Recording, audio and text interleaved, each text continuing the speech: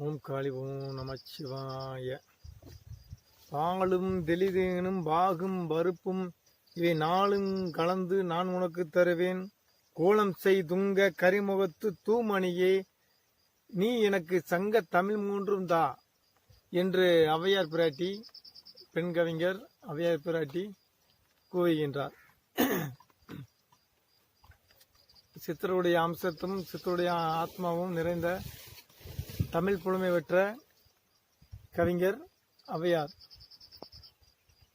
அவருடைய பாடல்கள் எதியும் மூலமாக தெய்வீகம் நிறைந்த பாடல்களாக இருக்கும். அவர் இறைவனிடம் வேண்டுகின்றார், பாலும் பாகும் பருப்பும் நான் உனக்கு தருவேன், எனக்கு வேறு எதுவும் வேண்டாம், எனக்கு சங்க தமிழ் மூன்றும் தா, சங்க இயல் இசை நாடகம் என்ற அந்த சங்க தமிழ் மூன்றும் தா என்று வேண்டுகிறார். அதியமானுக்கு ஔவையார் நெல்லி கொடுத்த கனி அதியமானுக்கு கிடைத்ததை அவர் என்னுடைய வாழ்நாள் நீடிக்க வேண்டாம் என்று அதை ஔவையாருக்கு கொடுப்பார்.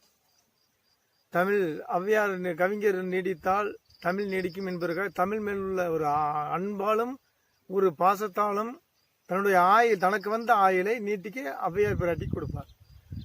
அந்த அளவுக்கு தெய்வீக தமிழ் தெய்வீகம் நிறைந்தது. சித்தர்கள் ஒவ்வொரு விஷயங்களையும் நுணுக்கமாகவும் நுட்பமாகவும் சூட்சமாகவும் மொழி நடையில் சொல்லி உரை நடையில் சொல்லி வச்சிருக்கிறார்கள். மொழி நடையும் உரை நடையுமாக இலக்கியமாகவும் செயலாகவும் கூறி வைத்திருக்கிறார்கள். இப்பொழுது நாம் பார்க்க வேண்டியது வாசி யோகம். வாசி யோகம் ஏற்கனவே முதல் வாசி யோகம் என்ன என்பதை நாம் பார்த்தோம். இப்பொழுது வாசி யோகம் ஏன் சித்தர்கள் அதை கூறுகின்றார்கள், அதற்கும் சாதாரண நடைமுறை வாழ்க்கைக்கும் என்ன சம்பந்தம் என்பதை பார்ப்போம். இப்பொழுது சித்தர்கள் எழுப்புகிறார்கள் ஒரு கேள்வியை. சித்தர்கள் ஒவ்வொன்றும் சாதாரணமாக அவர்களுக்கு எதுவும் கிடைக்கவில்லை. அனுபவமும் பல கஷ்டங்களும் துன்பங்களும் பட்டு ஒவ்வொரு அனுபவமும் அவர்களுக்கு பாடமாக விளங்கியது. ஒவ்வொரு சித்தர்களும் தன்னுடைய அனுபவத்தின் மூலமாகவும் ஒவ்வொன்றையும் அணிவித்து அதை செயலாக எழுதியிருக்கிறார்கள். திருமூலர் 3000 வருடம் வாழ்ந்து ஒரு வருடத்துக்கு ஒரு பாடலாக எழுதி யோகத்தை பற்றி கூறுகிறார். அவருடைய சீடர் திருமூலருடைய சீடர் அகத்தியர், காலங்கிநாதர், பதஞ்சலி என்ற மூவர் ஆவார். இந்த மூவர் வழியாக சீடர் பரம்பரை வெளிவந்தது. ஒவ்வொரு சித்தர்களும் வாசியை பற்றியும் மறைமுகமும் சுத்தமாகவும் அதனுடைய தன்மையை விளக்கியுள்ளார்கள். வாசியை பற்றி சித்தர்கள் ஆரம்ப நிலையில் கேள்வி எழுப்புவார்கள். மனதிற்குள்ளே ஒரு சூட்சம ரீதியாக கேள்வி ஒன்று எழும். தியானத்தின் உச்சத்தில் அந்த கேள்வி எழும்போது அதை பிரபஞ்ச வெளியில் கேட்டு விடுவார்கள். பிரபஞ்சத்தில் கேட்டு விடுவோம். அந்த கேள்வி பிரபஞ்சத்தில் போய் அங்கிருந்து பதில் இங்கே கிடைக்கும். பிரபஞ்சத்திலிருந்து இவங்களுடைய ஆழ் மனதிற்கு பதில் கிடைக்கும். அதுதான் இறைசக்தி, அதுதான் சிவசக்தி, அதுதான் ஈசனுடைய நிலை. இப்பொழுது ஒரு இனம், ஒரு உயிர் உணவு உண்ணாமலும் சுவாசிக்காமலும் ஒரு உயிர் இயங்குமா என்று கேட்டால் பதில் இயங்காது என்றே வரும். சுவாசம் இல்லாமலும் உணவு உண்ணாமலும் ஒரு உயிர் இயங்குமா, ஒரு உயிர் இருக்குமா உயிரோடு என்றால் அது இருக்காது என்றே பதில் வரும். ஆனால் நாம் அப்படி இருந்துதான் இந்த பூமிக்கு வந்திருக்கின்றோம். அதை சித்தர்கள் மறைமுகமாக கூறுகின்றார்கள். தாயின் கருவறையில் இருக்கும்போது ஒரு குழந்தை, அங்கு அந்த குழந்தை ஒரு சமாதி சுரூபமாக இருக்கின்றது. தாயின் கருவறையில் அந்த அண்டத்தில், கரு அண்டத்தில், சிறு அண்டத்தில், சிற்றண்டத்தில் அந்த குழந்தை சமாதி நிலையில் இருக்கிறது. அது சுவாசம் இல்லை, அங்கு உணவும் இல்லை. உணவு சாப்பிடாமலும் அங்கு சுவாசம் இல்லாமலும் குழந்தை உயிரோடு இருக்கின்றது. குழந்தை உயிரோடு இருக்கின்றது. தன்னுடைய இயக்கத்தில் அந்த இரத்த ஓட்டங்களும் எதுகளும் இயக்கத்தில் இருக்கின்றது. அது பூமியில் வந்து விழுகும் போதுதான் முதல் சுவாசத்தை காண்கிறது. அப்பொழுது அது எப்படி சுவாசம் இல்லாமல் உணவு இல்லாமல் எப்படி இருக்கின்றது என்று பார்ப்போமானால், சித்தருடைய கருத்தின்படியும் சித்தருடைய கூற்றுப்படியும் சித்தர் மார்க்கத்தின்படியும் பிரபஞ்சத்தின் சர்வேஸ்வரனுடைய மூச்சுக்காற்று சுவாசம் தாயின் ஜகசரத்தில் நுழைந்து குழந்தையின் தொப்புள் கடி வழியாக பாய்கிறது. அந்த உயிர் சக்தி, அந்த இயக்க சக்தி, இருக்கக்கூடிய ஆற்றல், உயிராற்றல் அந்த தொப்புள் கடியின் வழியாக தாயின் ஜகசரத்தின் மூலமாக பிரபஞ்சத்திலிருந்து விழுந்து குழந்தைக்கு போகிறது. அந்த நிலையில் குழந்தை அது ஒரு சமாதி நிலையே என்று சொல்லலாம். சித்தர்கள் இதைத்தான் சொல்கிறார்கள். அது அறியாமல் நிலையில் இருக்கும் ஒரு சமாதி நிலை. அங்கு குழந்தை இட்லியும் சாப்பிடுவதும் இல்லை, தோசையும் சாப்பிடுவதும் இல்லை, உணவு உண்பதும் இல்லை, சுவாசமும் இல்லை. ஆனால் குழந்தை உயிரோடு இருக்கின்றது. இதைத்தான் அறியாமல் இருக்கும்போது இருந்த சமாதி நிலை. இதே நிலையை சித்தர்கள் அறிந்த நிலையில் இருக்கலாம். அறிந்த நிலையில் இருப்பதே வாசி யோகமாகும், ஜீவ சமாதியாகும். இதை கோடிட்டு சொல்கிறார்கள். தாயின் கருவினில் இருக்கும் மழலைக்கு, குழந்தைக்கு அது அந்த அந்த பிண்டத்திற்கு பிரபஞ்சத்தின் உயிர் சக்தி தொப்புள் கடிவால இயங்குகிறது.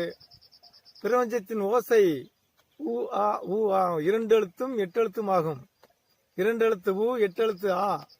இதை சூட்சமாக அந்த தாயின் உயிர் வழியாக போய்கொண்டிருக்கிறது. சகசர வழியாக தொப்புள் கொடியாக குழந்தைக்கு பாய்கிறது. இது அது மௌன மந்திரமாக உள்ளே ஒலிக்கிறது. கருவறையில், தாயின் கருவறையில், தாயின் அண்டத்தில் மௌன மந்திரமாக ஒலிக்கின்றது. இந்த மௌன மந்திரம் 10 மாதம் நிறைவடைந்து தாயின் கருவறை விட்டு உதரம் மகன்று பூமியில் விழும்போது அது முதல் சுவாசத்தை காண்கிறது. அப்ப பிறக்கும் போது அந்த 2 எழுத்தையும் 8 எழுத்தையும் அது சொல்லிக்கொண்டே பிறக்கிறது. ஊ ஆ ஊ ஆ அப்படிங்கிற அந்த ஓசையோடு பிறக்கின்றது குழந்தை. இந்த 2 எழுத்தும் 8 எழுத்தும் முதலில் அந்த குழந்தை ஒலிக்கின்றது. அது ஒலிக்காமல் இருந்தால் குழந்தை செயலற்று போகும். அந்த ஜீவ மந்திரத்தையும் ஜீவ உயிர்காற்றையும் ஒலித்தால்தான், அசைந்தால்தான் அந்த குழந்தை பூமியில் நிலைத்து இருக்கும் என்பதை நம் முன்னோர்கள் சொல்வார்கள், சித்தர்கள் சொல்வார்கள்.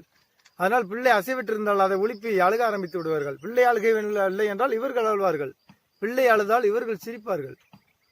இந்த கோட்பாடு இருக்கிறது. அதுபோல் நம்முடைய அறிந்த நிலையில், அறியாத நிலையில் இருந்து தாயின் கருவறையில் இருந்த குழந்தை அறிந்த நிலையில் நாம் உண்ணாமலும் சுவாசம் இல்லாமலும் இருக்க வேண்டும். இதுவே வாசியாகும், இதுவே முக்தி நிலையாகும். இதற்கு பல பேர்களை சித்தர்கள் பரிவாசியாக கூறுகிறார்கள். இந்த நிலையை அடைந்து அந்த இறைநிலையோடு சரணாகதி அடைய வேண்டும். இதைத்தான் சித்தர்கள் வாசியோகம் என்று கூறுகிறார்கள். இதை பண்ணுவதற்கு என்ன வழி? இதை அடைவதற்கும் இதை பண்ணுவதற்கும் சைவ உணர்வே முக்கியமாகும். ஆரம்பத்தில் சிறுக உணவு பழக்கத்தை கட்டுப்படுத்தி காயறுப்ப மருந்துகளையும் மூலிகளையும் சாப்பிட்டு சிறுக உணவையும் சுவாசத்தையும் கட்டுப்படுத்த பழகிக்கொள்ள வேண்டும். சுவாசத்தை அடக்கிக் கொள்ள பழக வேண்டும். அதைத்தான் சித்தர்கள் திருமூலர் சொல்லுவார். இயமன் நியமம் தாரணை பிரணயம் பிரத்தியாகம் என்று அந்த ஒழுங்கை வைத்திருப்பார். வாசி யோகத்தை பல பாகமாக மறைமுகமாக சூட்சமாக வைத்துள்ளார்கள். அதை ஒன்று சேர்த்து இணைத்து அதை அனுபவத்தில் உணர்ந்துதான் செயல்படுத்த முடியும். பிரணயாமத்தில் மூச்சை கட்டுப்படுத்த பழக வேண்டும். ஆரம்ப நிலையத்தில் இயம நியமம் ஒழுங்கு, உணவு கட்டுப்பாடு, உடல் சுத்தி, ஆத்ம சுத்தி என்று நாடி சுத்தி என்று 3 வகை சுத்தியை சொல்கிறார்கள். முதலில் பிரணயாமத்தை அடக்கி பழக வேண்டும். அப்படி பழகும் போதுதான் ஒவ்வொரு இதுக்கும் நம்முடைய உடம்பு ஒத்துழைக்க ஆரம்பிக்கும்.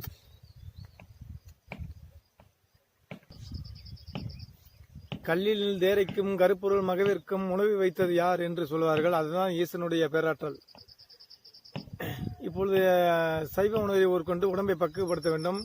மூலிகைகளை சாப்பிட்டு உடம்பை சாப்பிடாத நிலைக்கு உடம்புடைய சத்துக்களை சேர்க்க வேண்டும். பிரணயாமம் பண்ண வேண்டும். நாடி சுத்தி பண்ண வேண்டும். இதை திருமூலர் சொல்லுகின்றார். ஏறுதல் பூரகம் 8 வாமத்தால் ஆறுதல் கும்பகம் 64 ஊறுதல் 32 அது ரேசகம் மாறுதல் ஒன்றின்கண் வஞ்சகமாமே. ஏறுதல் பூரகம் 8 வாமத்தால் மூச்சை இழுக்கக்கூடிய ஒரு பூரகம் ஒரு பூரகம் 8 வாமத்தால் 16 மாத்திரை. மூச்சை இழுப்பது 16 மாத்திரை. ஆறுதல் கும்பகம் 64 அடக்கி வைப்பது 64 மாத்திரை. ஊறுதல் 34 அதிரேசகம் வெளிவிடுவது 32 மாத்திரை என்று ஈஸ்ட் கணக்கில் பிரித்து வைத்துள்ளார்கள். 16:64:32 ஏறுதல் பூரகம் இருட்டு வந்து 6 கும்பம் 64 ஊறுதல் 34 ஆதி ரேசகம் மாறுதல் 1 வஞ்சகமாமே. இந்த கணக்கை கரெக்டா சரியாக நாம் பாவித்து அனுதினமும் சூரிய உதயத்தில் நாம் செய்ய வேண்டும். காலையில் கிழக்கு செய்ய வேண்டும், மாலையில் மேற்கு செய்ய வேண்டும். இப்படி நாம் 4 மணியிலிருந்து 6 மணிக்குள் நம்ம இந்த பயிற்சியை பண்ணலாம். இப்படி பண்ணும்போது நரம்புகள் சிலிர்ப்பாகி